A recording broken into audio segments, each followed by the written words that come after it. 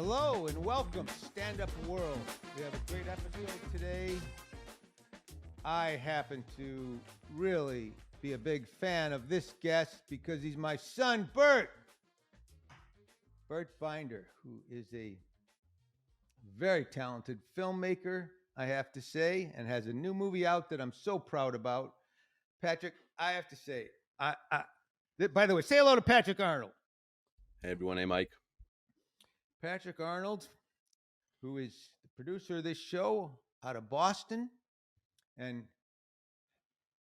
so many of you have never seen Patrick without a hat on. He's had his hat surgically removed.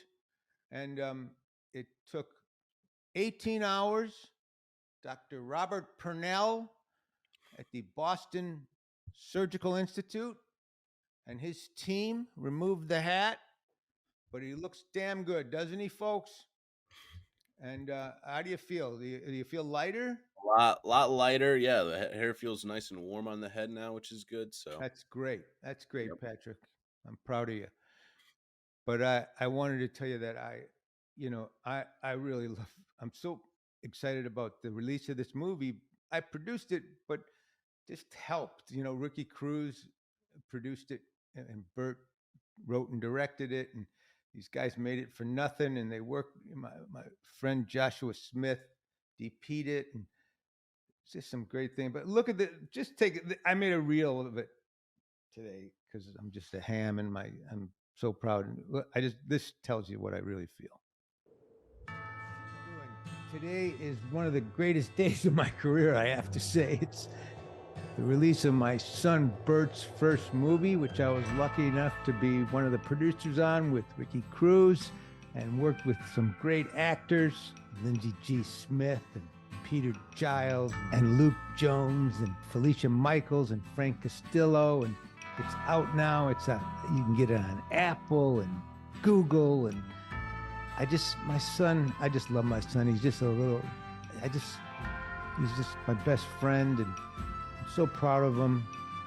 He's been on my sets my whole life, just making me crazy and goofing around. He's just a nut job. He's been the nut job of our family, which was kind of the same role I played in my family and where my dad played. I guess, I don't know. He's just a great kid. He's a great brother to my daughter. And he made a fun movie, Halfway to Amarillo. It's just a fun comedy. And like I said, you can get it now. Go, please. Get it, support. We won the best independent film, LA Film Fest. Go get it. Support it. It's out today. Thanks. So now you know. And the best thing is, let's just bring him on. Let's talk about it. Look, you know what? It's all new to him. He's a kid. He's not a kid. He's a few years older than you, but he doesn't do a lot of press. He doesn't talk a lot. He's not a comedian. Doesn't want to be a comedian, but he loves what he's doing. So I just want to talk to him about it and filmmaking, and maybe anybody that's a young filmmaker. I think there's a lot to be learned from a guy like Burt. So, Burt Binder. Hey, how you doing, buddy? How you doing, pal? I love you, and I'm so proud of you. I gotta say, I was telling Patrick, I'm more excited about this project than almost anything else I've ever done. Right. Well, that's again, based on the people you've worked with, that's absolutely insane to hear. But thank you very much. Well, a lot of it is just because I love your work ethic as a father, and I love why you made this, just because you just wanted to make something. You didn't want to.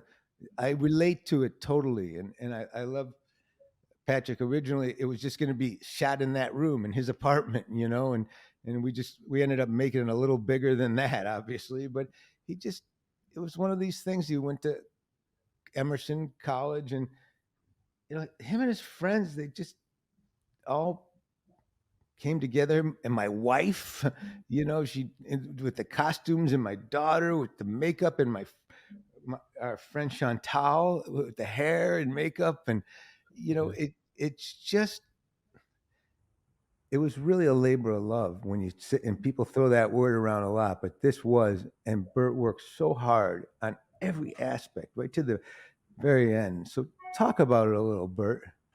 Yeah, I mean, again, just like you said, it was so many people. It came from a place of like, especially at that time, summer 2021.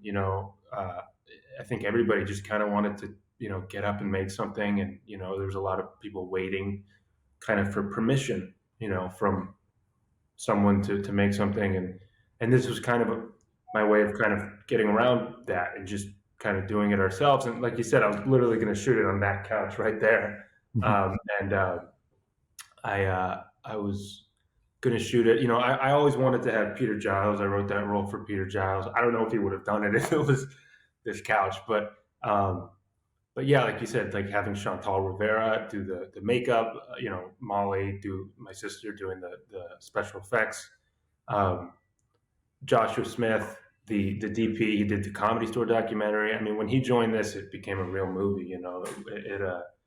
He shot this. He really, and I think he was ultimately right. He let us. He wanted to use the Sony Venice, which is, at the time the big movie was Top Gun Maverick, like was coming out, and he was like, "This is the." It actually hadn't come out yet, and he was like, "This movie was. This is what they used to shoot that."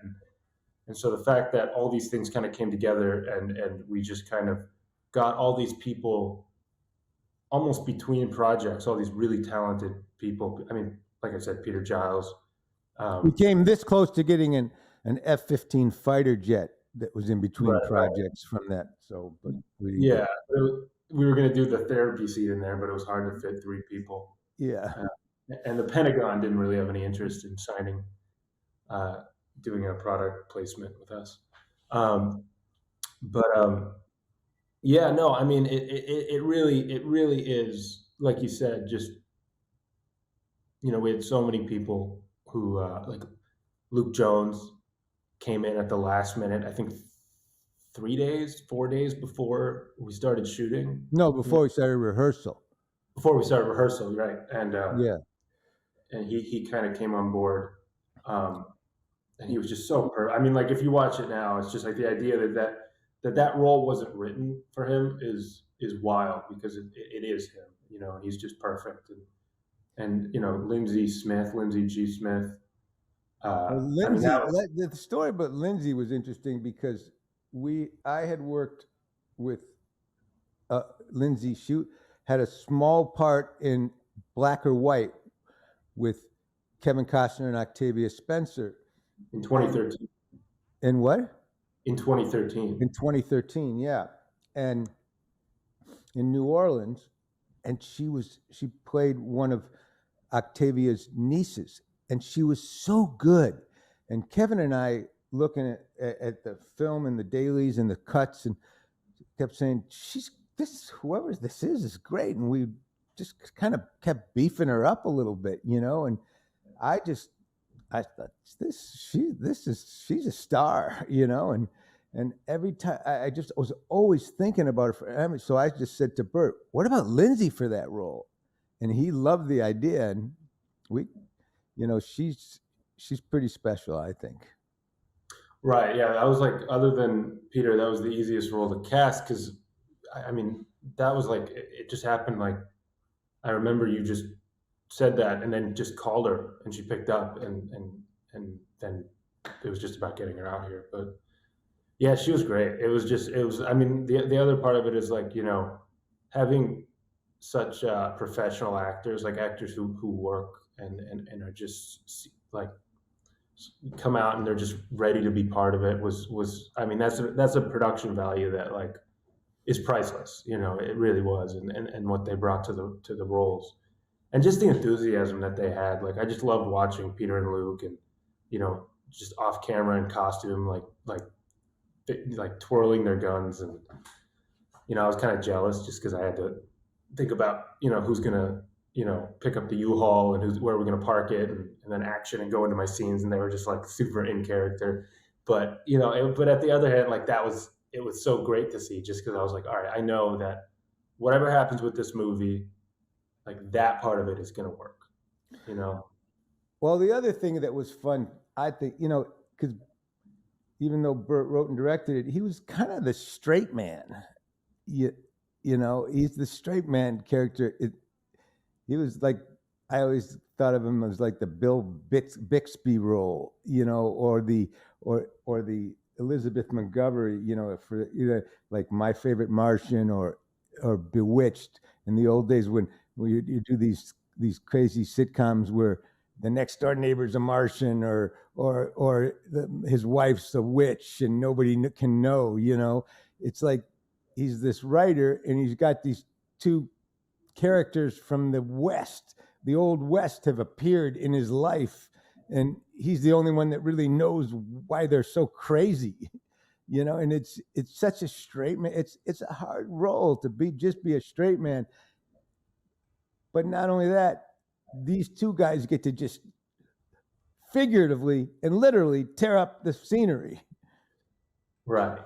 I mean, listen, if you're trying to get other people to do your movie, you can't write, you gotta write them good roles, and like that's ultimately the way it works.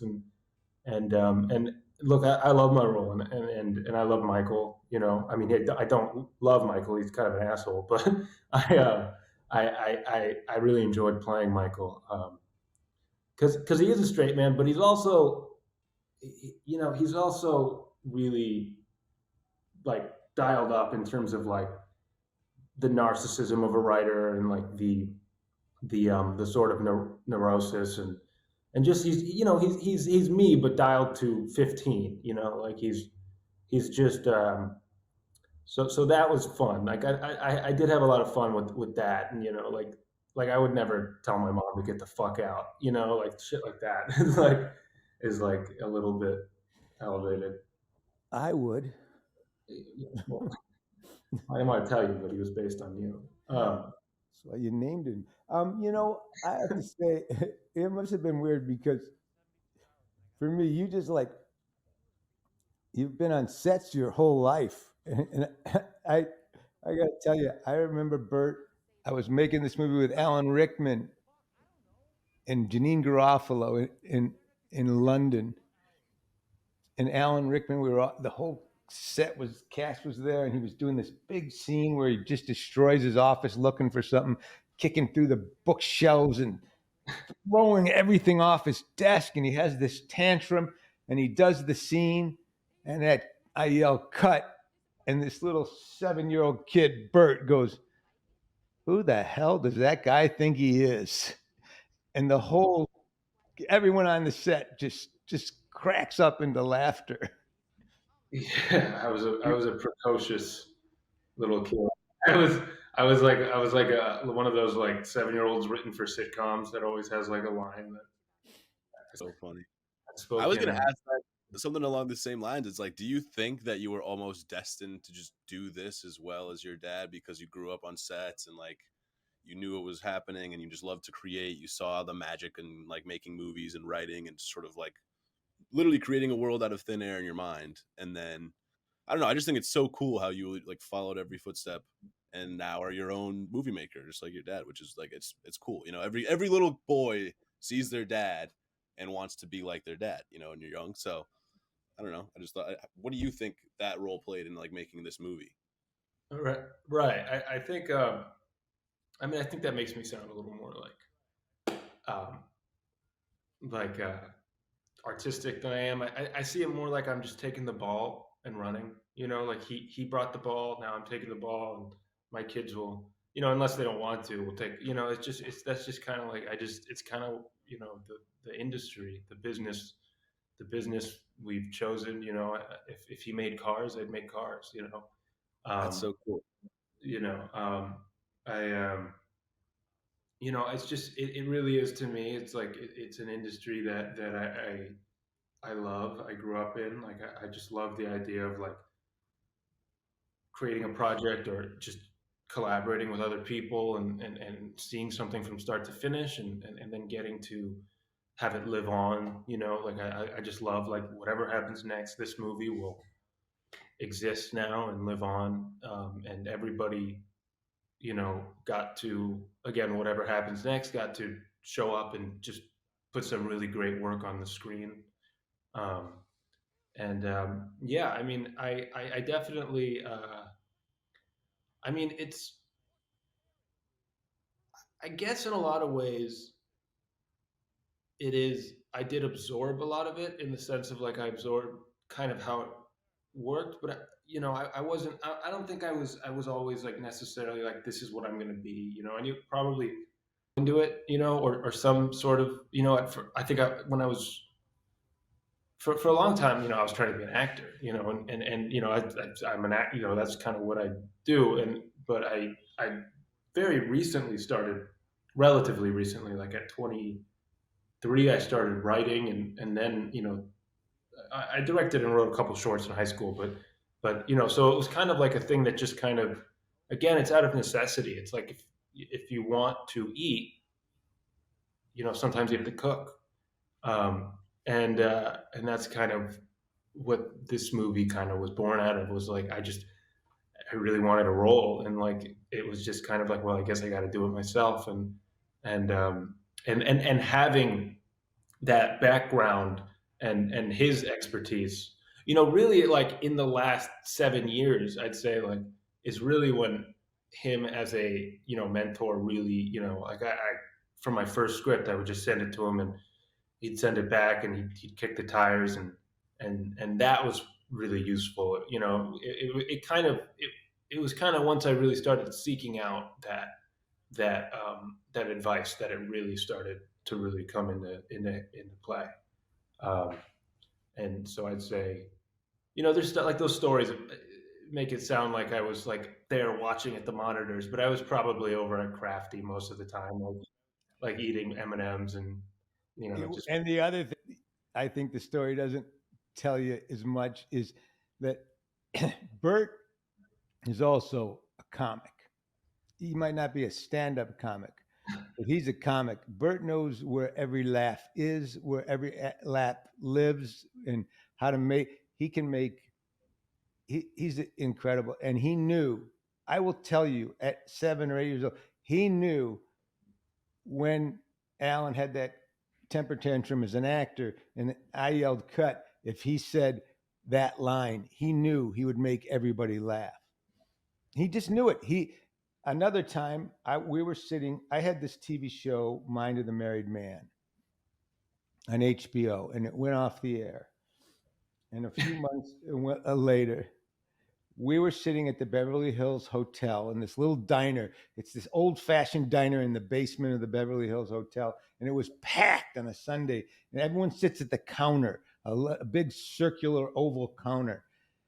And he and I he's maybe 10, and I'm sitting there reading the paper. Everyone's there, sitting there reading their Sunday morning paper. And from way across the room, this lady yells, excuse me, you. And she points to me in front, and the room goes quiet. She goes, I love your television show. Just like that. I love it. I love your television show. And I like, every actor, I almost stood up and took a bow. Thank you. Thank you very much. Thank you very much. And this little kid just yells out, he got canceled. And the whole place erupted into huge laughter. It was one of the biggest laughs I'd ever heard. Just so later when we left, I said, did you know you'd get that big of a laugh with that line? And he went, yeah, I think I was pretty sure. It's fine at the time. I wish I knew. Like, looking back, I'm like, damn, I should have been out there as like a 7-year-old kid with that tie. I should have been going auditions at that time. True. Yeah. But he always knew. We would go to the other side of it. Is I remember seeing a movie with him, and I'm not going to say what the movie was, because it's actually a friend of mine's movie. But we went to this movie, and it didn't work. The movie didn't work. He was a great filmmaker. But as we walked out, and he maybe was 8, 9 years old, 10 years old, something in that area. And he just stopped me in the park and said, "Dad, you know why that movie wasn't as good as it could have been?" And I said, "Yeah, why?" He goes, "Well, at the end, towards the end, that main couple, they didn't." And he started breaking. He didn't know, but he was breaking the screenplay down in a brilliant manner, basically explaining why we didn't care about the characters anymore because of some major plot points that had happened. And I thought, wow, he was, for a kid that age to be watching that intently and to be able to, it's like a pitcher being able to see the ball coming slower than other people see it coming. And I always knew he just, you know, so, but with that said, by the way, with that said, It's gonna when be he so. told me that he wanted to be an actor, he wanted to go into show business, a little part of my heart broke because it's such a hard business and it's been so tough for me on and off, and but then as soon as I saw him work and couple of the things he made when he was in high school, and really I went, no, he's got it. He's just gonna have to suffer the slings and arrows of a tough business, but he's definitely. I've always known how talented he is. There's just as like karma. There's gonna be some 7-year-old kid who's like, I don't get where the two cowboys came from, and like where did they, what how, I don't understand the mechanics of where they, he's a writer, and that's just what I'm gonna get.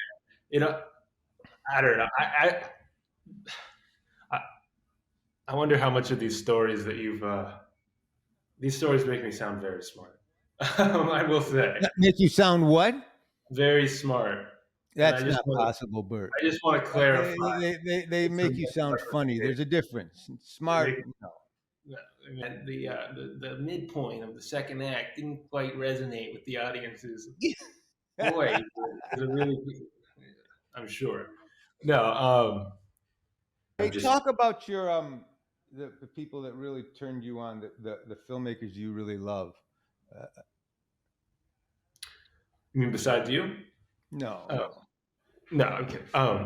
No, well, that is besides watching you, obviously, that wasn't a joke. I'm a huge Shane Black fan. I love Kiss Kiss Bang Bang. I love The Nice Guys, Lethal Weapon, Predator. Even though he didn't write it, but the he didn't write Predator. I don't know why I said Predator, but I think of that as a Shane Black movie, even though it's not. Um, If it's not, why do you think of it as a Shane Black movie? because he's in it. Oh, okay. That's a good reason. Yeah. I didn't know that. You didn't know that? No. He's your friend. Yeah, I know. But I didn't know he was in Shane. He was in. I didn't know he was an actor in that movie. Oh yeah, no, he was great in that movie. This could all be cut. I This. yeah. But yeah. So Shane Black, obviously, I love. We were just watching Lock, Stock, Two Smoking Barrels. I love Guy Ritchie, Coen Brothers. I love it. I mean, it's so many. I'm probably blanking now, but I love anybody who can kind of,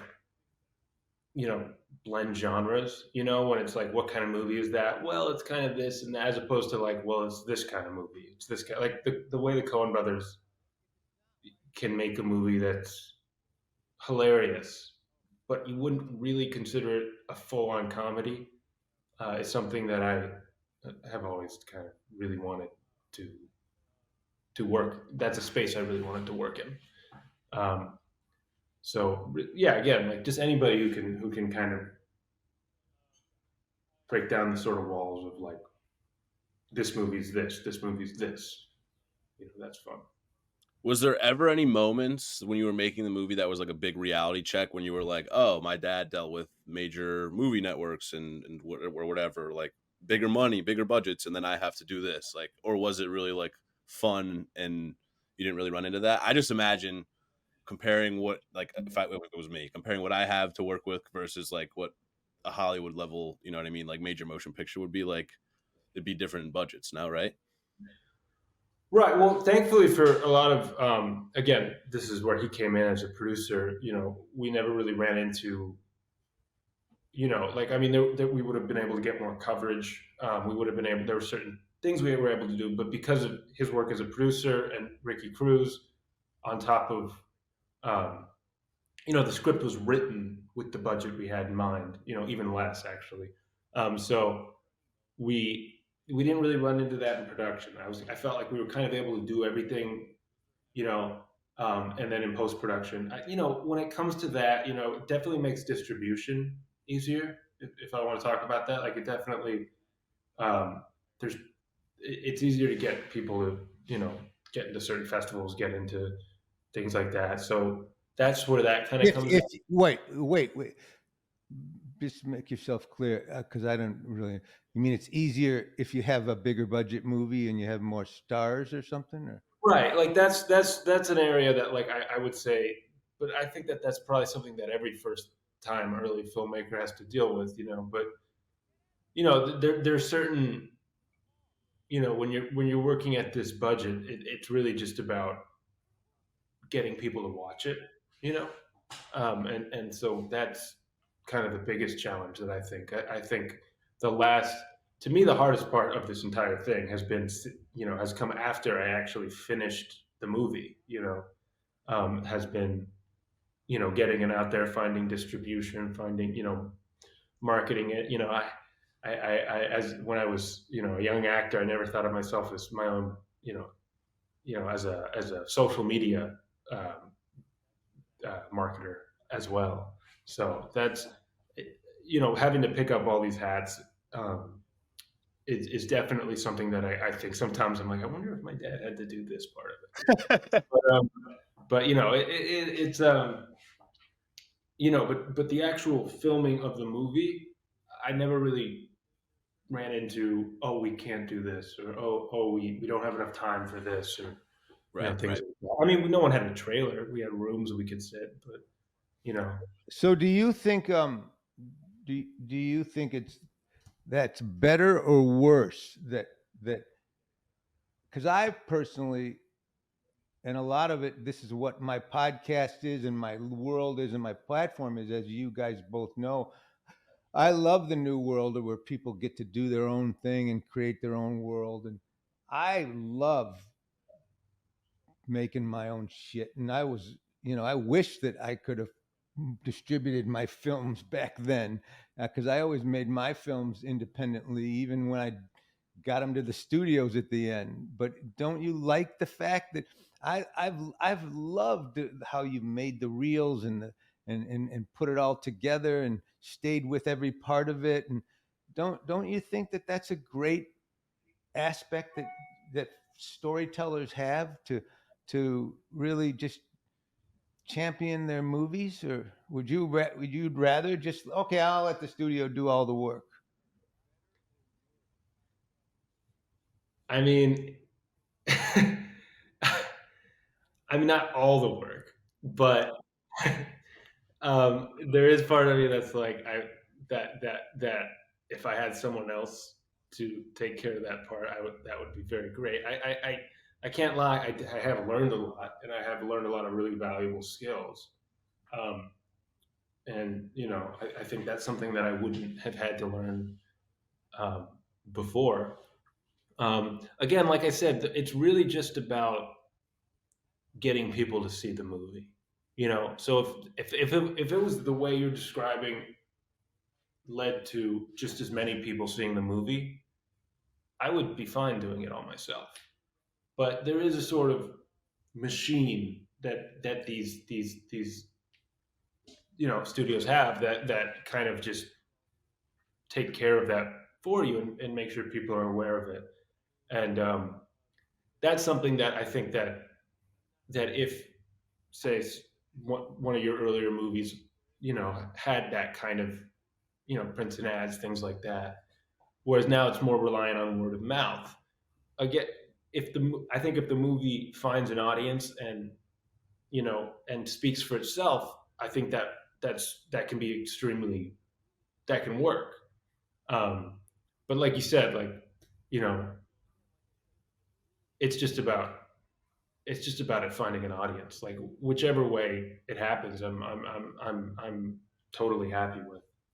But yeah, I mean, I can't really complain. I do like having the control over the marketing, but again, it's just like sometimes I feel like all right. I think my 1,000 followers are aware of this movie as much as they can possibly be.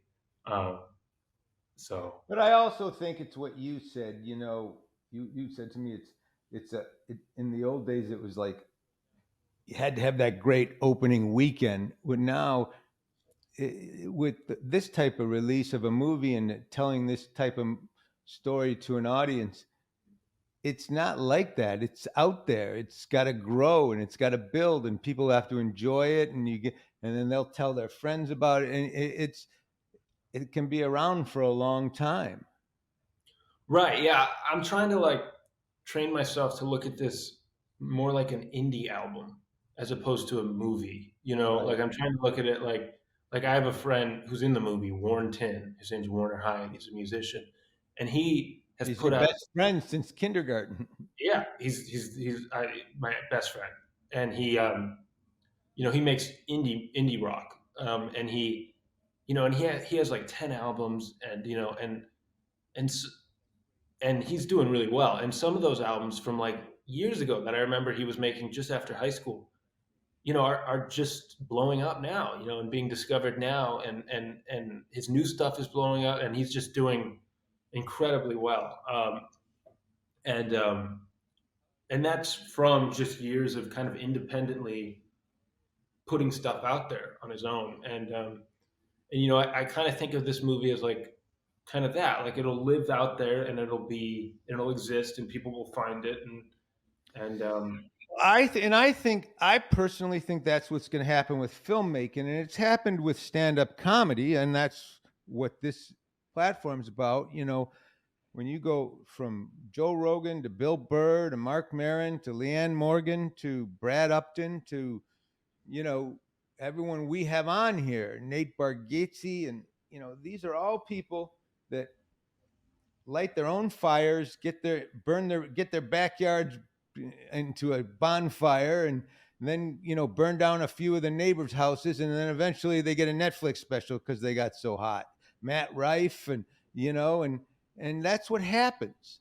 And I think that you know you're gonna make a few indie films and small films and this film and that film, and then eventually some studio goes, Jesus, let's let these guys make a movie, a real, like the Safdie brothers, right. Right. I mean, that's listen, and I got no like I love a lot of my ambitions are very I want to make movies that are like I said, the people I look up to, and they're not making like $200 million movies. Like I want to make, to me, like I'd love to make a you know mid budget, or lower, and things like that. And um, you know the difference between a movie and an album or a comedy special, I'd say it's just like it does cost a lot more to make a movie. I think like I don't think you can like the idea of like even if I like really like I don't think I have another movie in me that's like as low as Amarillo. Like I don't think I think the idea of like shooting another one location, story like this. I mean, I mean, like if I have to, I'll do whatever I have to do. But I think the idea of like approaching it that way, I think the overhead is so much higher, and the people you need and the crew and stuff like that. So I do think the movie has to have a little bit more of a movie versus an album does have to have a little bit more of a bang than something that you can produce at home by yourself and Yeah. kind of just let live out there, or a comedy special where you can, we've worked on some comedy specials, and theoretically you can make one and edit one yourself with you can make them for very, you can make them for, $1 million, but you could also make them for, 10,000, and, That was gonna and be my so, next question. Is where do you think? Because obviously, I would assume this is going to be like the first, right? So where do you want to go next? Like, what's the next goal of in terms of movie making or writing or acting? What's like the next immediate thing you want to go to? Well, I don't know how much I can say when it comes to the next one we're working on, but we got this another one that we're working on that is it's it's sort of a crime thriller comedy it's That he's that written. It's fantastic. It's called Knock. yeah, it's one that I actually wrote before this, and it's one I've been working on for a really long time, and I'm really excited to make, and it's kind of everything that I think making this before that really was an important education, just because there's a lot of things from this that I'll be able to improve upon and learn from that one, and I'm really excited, and I honestly like I said, like I was hinting at before, like blending genres, like I really would like to. I mean, my ultimate goal, knock on wood, I'd like to make a movie in every genre. Like I'd like to make a horror movie. I'd like to make a proper Western one day. I'd like to make a rom com or a romantic, something more romantic, a sci-fi. I'd like to just kind of be like, all right, I made this. Now I want to make this. Now I want to try That's a this really genre. cool goal. Yeah, I think that sounds really cool. Yeah, yeah. And so that's kind of what I'd like to do. And this next one is, I think it's still comedic, but it is a crime thriller. And that's It's really comedic. It's really funny. It's it's really violent. right. It's really violent and crazy, but it's great. It's really, I love it. And, Yeah, no, but it's it's really violent, really nuts. It's kind of almost like early Tarantino esque, but it's just got his own vibe to it. And I Very just cool. love it. It's really fun. And How long do these take? Like when was the first time you had an halfway to Amarillo like thought or put pen to paper, and then how long did it take to get here? like 3 months. Well, okay, so normally, like that question, the answer to that question, I'd say like 3, 4 months before we shot it. I wrote it. That came really quickly. I wrote it, and part of that was just like because people were interested, I was able to work quickly and get feedback quickly, and that But this other one that I'm talking about, uh, that I want to shoot next, I think I first wrote that almost 5 years ago now. It's been been a long you know time. yeah, Wow. and then I have other scripts that I started before that, that I'm still working on, and so I mean it really comes down to like you know I think the answer to how long does a script take to write is how long does it take to get made, because like you're basically writing it until you shoot it. Um, Fair. so it's really just like the version that we'd shoot of this next script is a completely different version than it was a year ago, and that's completely different than it was a year before that. So I think, but the first draft I think takes a month, maybe a month and a half usually. But then I'm like if it's like the main focus of my life. But then it's just then from that point it's just an ever evolving organism. I think that is just constantly. How about this? How about this? What if we did this? What if we tried this? And then it comes down to like, It's different with every person, I think, but I think what Burt just said is really a real truism. It's really about how long it takes to get it made, because if it takes a long time to get it made, you're working. If not, you're constantly fixing it and making it better. right, which is a blessing. I think. Like I think. Yeah. I mean, I don't know the actual truth of this, but I think like one of my favorite movies in Inception. Everybody's favorite movie is I think that took about 10 years. I think he wrote that script like 10 years before it got made, and so he was working with that for 10 years. And I'm sure there's a million movies like that. And that's just the way it is. But like I think there's there's something to be said about the fact that he had that script and was ironing it out for 10 years. It's just crazy to me to think. I mean, granted, yes, everything in especially the entertainment industry takes time and effort, and you got to trust in it. But like to know you're sitting on something that you want to make so bad or that you love or are so passionate about for 5 or 10 years is just like, it takes a lot of resilience, I think, to just be like, hey, I'm trusting in myself and I'm trusting in this project and I know it'll be great. It's very painful sometimes. I have a couple projects that I just love and believe in so much. And the fact that there's a part of me thinks, God, I might die and the world will never see this, just really bothers me, It's But crazy. I can't but imagine that. Yeah. but you have to do that. And one of the things I'm most proud of, Burt, is when I was getting started, I remember some older guys taught me, said, when you finish one script, go on to the next. Don't wait don't keep work, just keep. And Burt has written a lot of scripts. He's really taught himself some discipline. And the people that I know that, just like in stand up, the ones that write the most get the most movies made and get movies made. I was very lucky, I got a movie made and then another movie made, and I got many movies made, but I also wrote so many more than I got made. I think I've gotten 12 movies or something made, but I bet I've written 40 screenplays, maybe 50. I don't know. And it kind of makes me sad about those orphans, but by the same token, I think that what Burt has done right in Judd Apatow, I remember I used to talk to Judd Apatow at the very beginning. Judd, keep writing, keep writing, keep writing. And Judd kept writing. And when he got one movie made, I think it was 40-Year-Old Virgin, he just had a shelf full of movies. And Well, that's what you told me. That, like, I remember when I wrote my first script, you told me exactly that.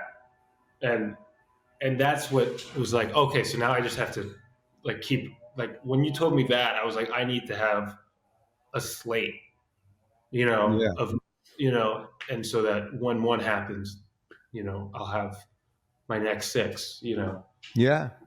And Judd did that. And it's the way it works. It's the way it works. I made this little movie, Crossing the Bridge, for nothing at the time, and it's like $3 million, which was nothing. And the guys, the two heads of Disney, Jeff Katzenberg and Michael Eisner, saw it, and all the guys in it were unknowns, and it was their first movie. Like Stephen Baldwin and Josh Charles and David Schwimmer and all these people. But it was my life growing up in Detroit in the early 70s. But these guys saw it late at night at Michael Eisner's house one night in his screening room, and they said, God, that was our life, and they bought it from me. And they said, well, they had a meeting with me and said, what do you want to do next? I said, well, I got the script I wrote and I'd been working on for years about my summer camp.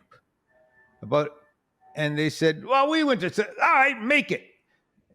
And they just said, make it. And they gave me a 3-picture deal and an office, and and I was off to the races. And I made a movie called Indian Summer, and it was because I had stuff in my pocket, 100%.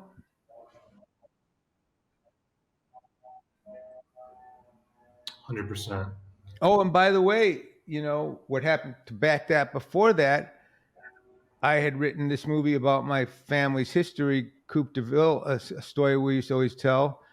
And a guy named Joe Roth, who went up running all these big studios, got it made with Larry Bresner.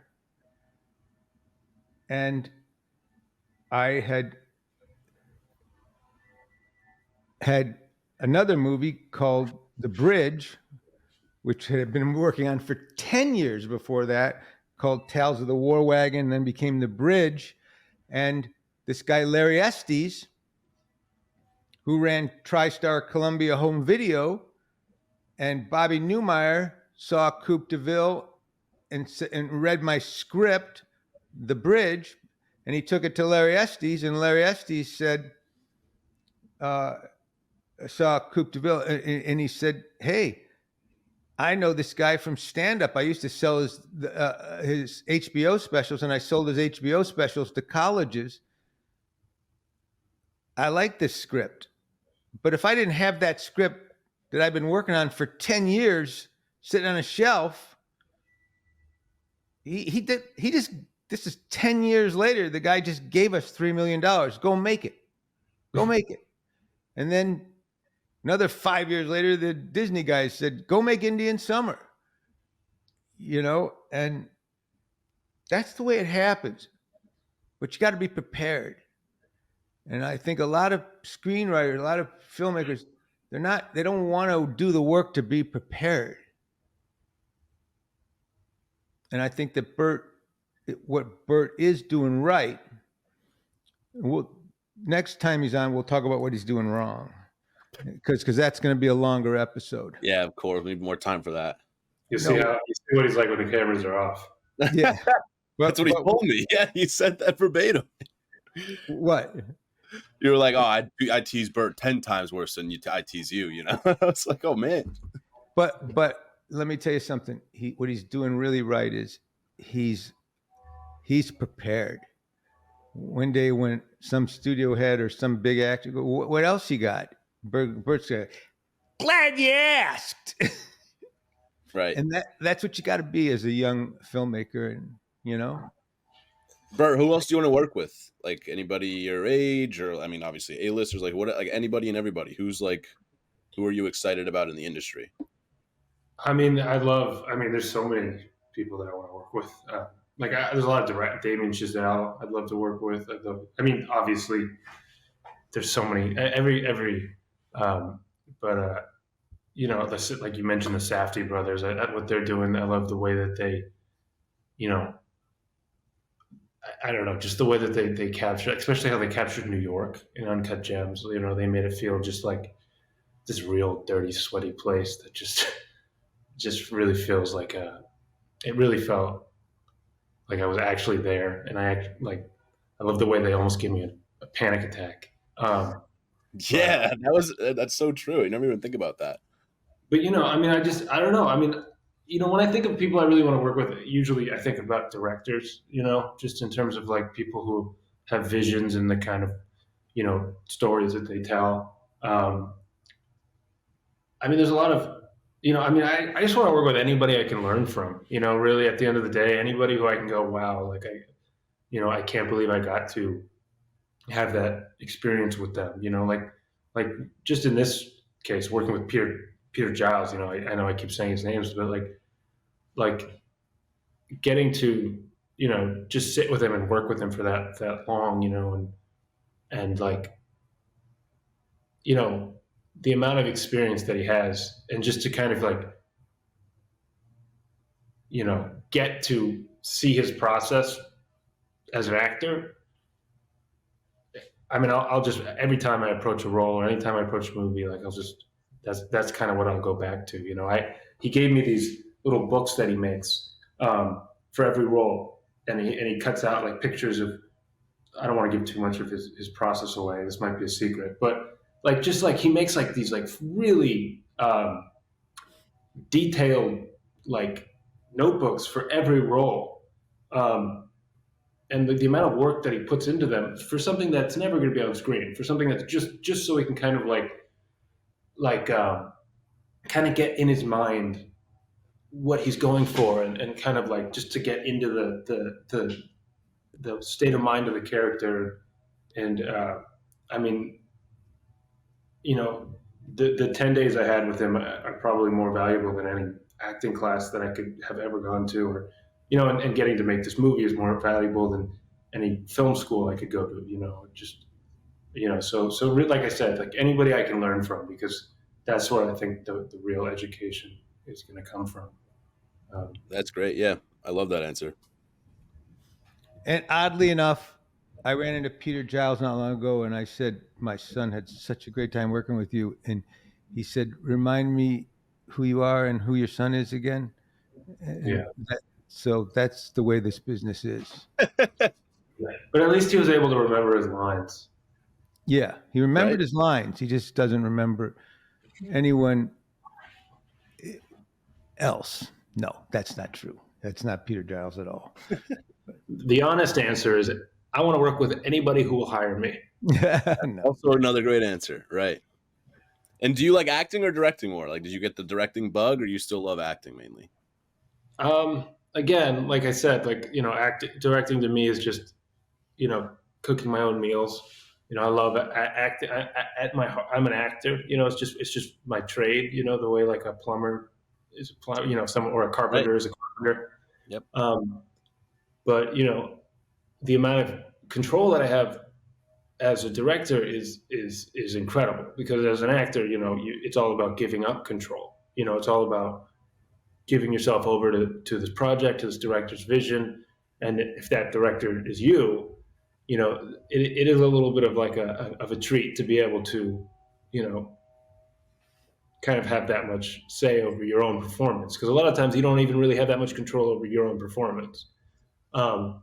So they're different. I think in a lot of ways they're opposed, because, like I said, one's about giving up control, one's about taking complete control. Um, and so, I want to do both of them, for the rest of my life, and writing, Of course. just not, just I'd like to lose the social media marketing part. That's one hat I can take off. That's fair. Very fair. Yeah. No, it's tough for any creator to be like, oh, I have to put this much time and effort into trying to monetize this socially. It's tough. Right. Well, I'm lucky to even have something that I Very true. get to Yep. do that for, but it's definitely part of, I'd like to do a little less of that, but it is what it is. Well, listen, what he felt about yard work and chores and cleaning his bedroom. He would, everything. I would just love a world that I could just do a little bit less of this. So, Yeah, that's a little bit less is my goal. That's yeah. funny. All right. Listen, man. I love it. I love the movie. I love you. It's going to be great. It's going to be great. And you're one of our first non-stand-ups. Although he tried stand-up a couple times at the Comedy Store. Adam Egid put him up. Wow. I tried stand up. I remember I just came out of an acting class. Can you guys hear that? Yeah, A what little is bit. that? It'll be fine. It's someone's getting killed. Anyway. But it's so and so much of in my acting class, it was about doing everything right and not messing up and doing a good job, and and when I got to the Comedy Store to do the documentary, there was such an attitude of like people were like almost embraced bombing and as an educational thing.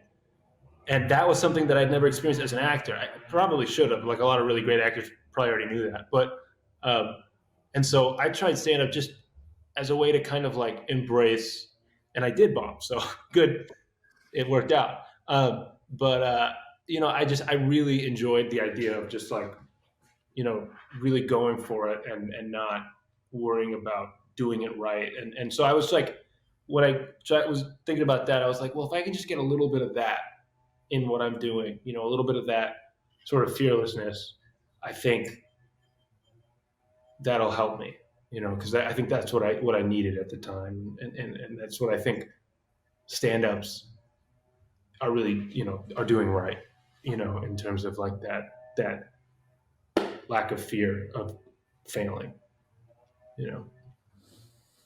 All right. Speaking of failing, let's end on a low note. Hey,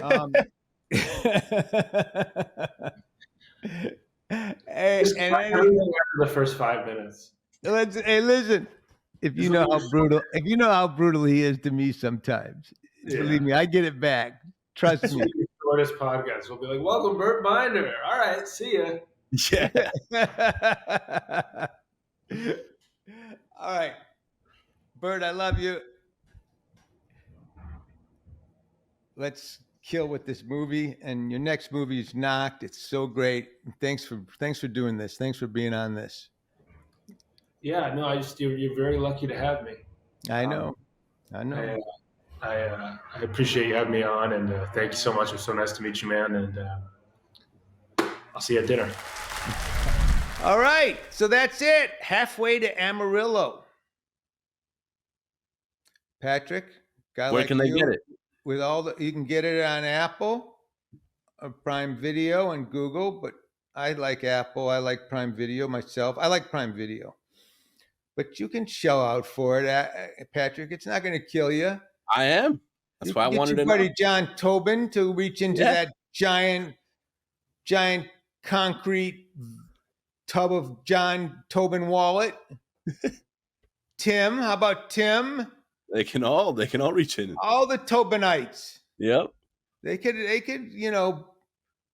lend a hand. Absolutely. Friend of Burt's. Friend of Burt's, friends of Burt. But it's anybody, man. Just watch the movie. It's a good movie. It's a fun movie. Support the guy. And listen, it's tough, man. Being a filmmaker, young filmmaker today, I think it's tough, but it's also got there's a lot of upsides that I didn't have. But who knows? Who the hell knows? It was fun having him on. Thank you for helping out with that, Patrick. You really jumped in good. I thought for a while it was you were running the show. It was nice. I was having fun talking to him. Yeah, it's cool. It's so cool to me that he's like following in your footsteps for one, and it's that he's successful and I don't know. I just love the movie making industry. I don't think it's very you know what I mean. It's probably one of the most like hush hush industries because nobody really knows how it works. You know, everybody's just unless you're in it, everybody else just sees the final product. You know, so no one knows how much actually goes into making these projects. You know, from start to finish. Yeah, on the other hand, I think that everybody that does it will talk nonstop about it on YouTube or on any show or any late night show or, or writes books about it. So if you really want to know about it, it's all out there, That's true. That's also true. All right. So that's it. Folks, thanks again for sticking around, supporting us. If you did, and if you didn't, we know where you live. You'd be surprised, but we do. Have a great week. Love you.